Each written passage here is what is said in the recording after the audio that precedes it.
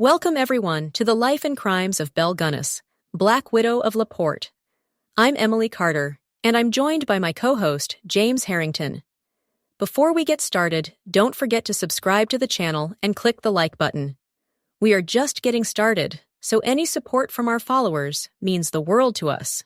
Today, we're diving into the mystery and motive behind one of America's most notorious female killers. There seem to be fewer female serial killers, but this woman might have even given John Wayne Gacy nightmares. James, I have to say, Belle's story is one of those that just lingers in your mind, isn't it? Absolutely, Emily. There's something about her transformation. From Brynhild Paulsdatter Sturseth, a poor farm girl in Norway, to Belle Gunness, the infamous Hell's Belle of Indiana, that's both chilling and oddly compelling. She was born in 1859, the youngest of 8, and by all accounts, her early life was marked by hardship. There are even rumors of a traumatic event in her late teens, a violent assault that may have changed her outlook on life, though, to be fair, that story's never been fully verified. Right, and I think it's important to remember how trauma and reinvention can intertwine. When Belle immigrated to the U.S. in 1881, she started out as a domestic worker in Chicago. She was physically strong, over 5'7", and more than 200 pounds, which was unusual for women at the time, and she quickly learned to adapt.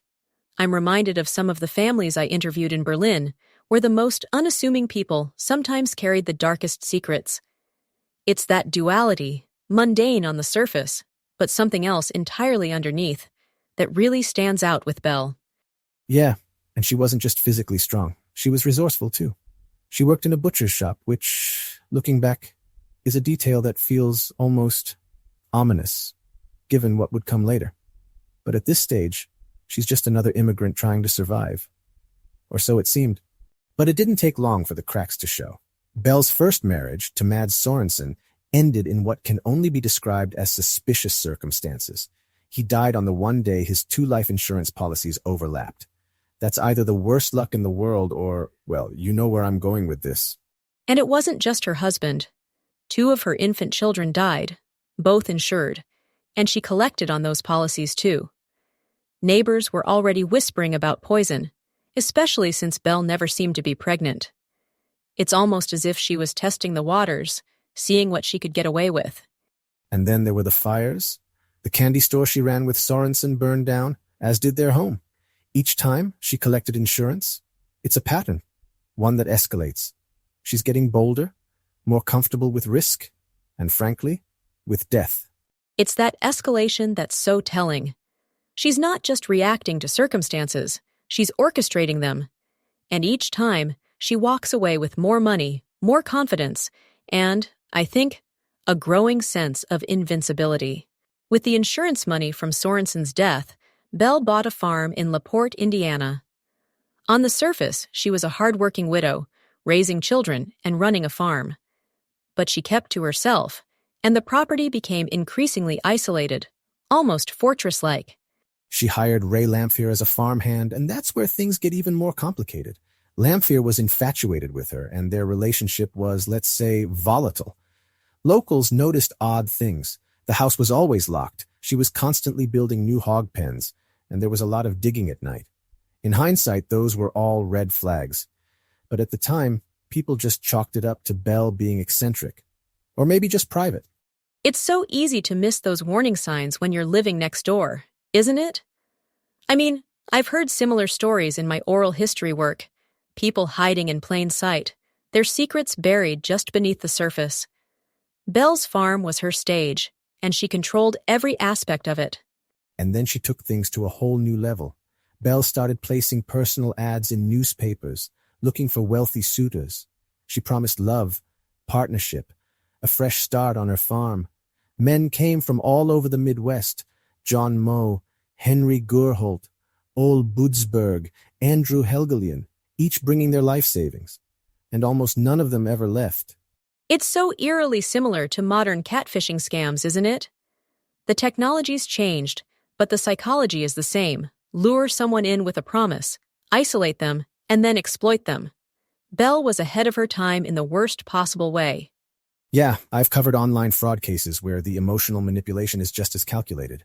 Belle's letters were full of charm and longing. She knew exactly how to make these men feel special, needed.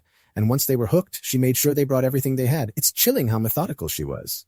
Once the men arrived, Belle's methods were brutal. She'd drug them, or wait until they were asleep, and then attack, often with a meat chopper. The bodies were dismembered, sometimes with a level of anatomical knowledge that's honestly disturbing.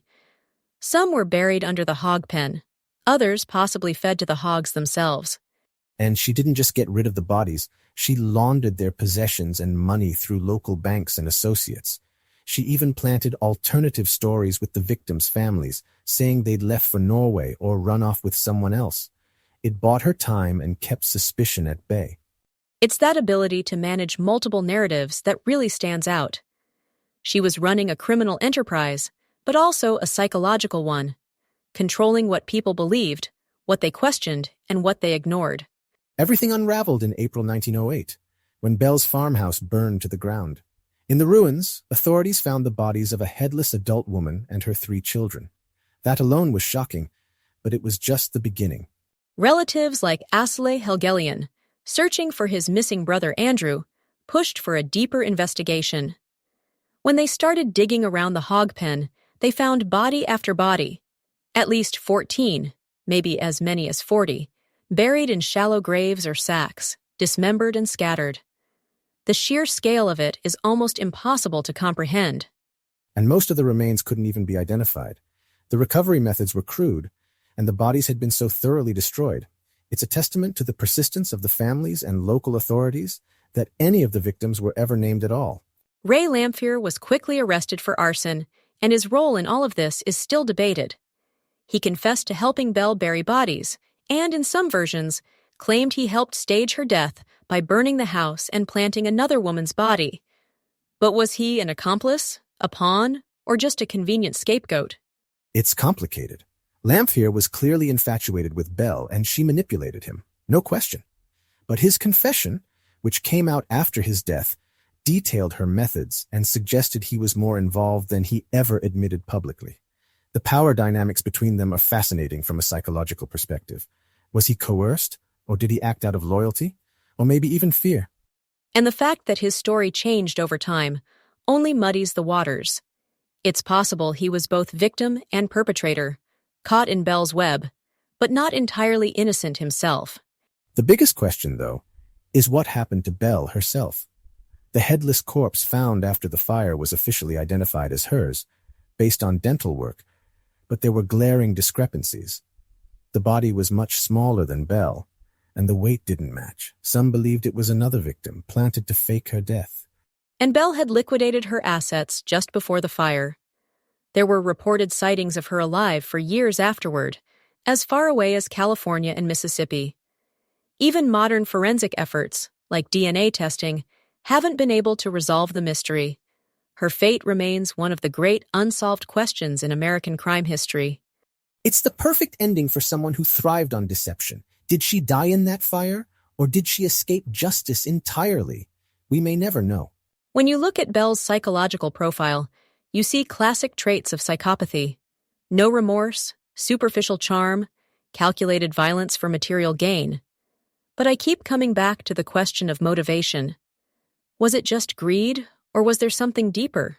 Trauma, a need for control, maybe even a fractured sense of identity? She was certainly adaptable, able to juggle multiple stories, manipulate everyone around her, and stay one step ahead of suspicion for years. That takes a kind of intelligence, even if it's twisted. But I wonder, Emily, do you think killers like Belle are made or born? That's the question, isn't it? Contemporary studies suggest it's rarely just one or the other.